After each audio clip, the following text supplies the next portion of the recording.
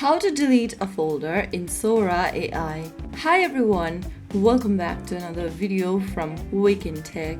Today in this video we will be learning how you can easily delete a folder in Sora AI step by step. First of all, open up Sora AI and log into your account. And then from the home page, go ahead and select one of your folders you'd like to delete from the left hand side menu. I'm just gonna select this folder over here. I don't need this folder, so I'm just gonna delete it. Go to the top of the screen and right next to your folder name, you'll see a small 3 dots. Click on it and click on delete.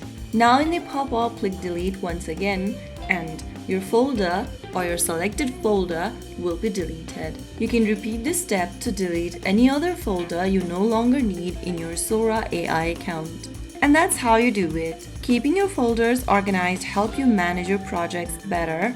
If you found this tutorial helpful, don't forget to like, share, and subscribe for more easy tutorials like this.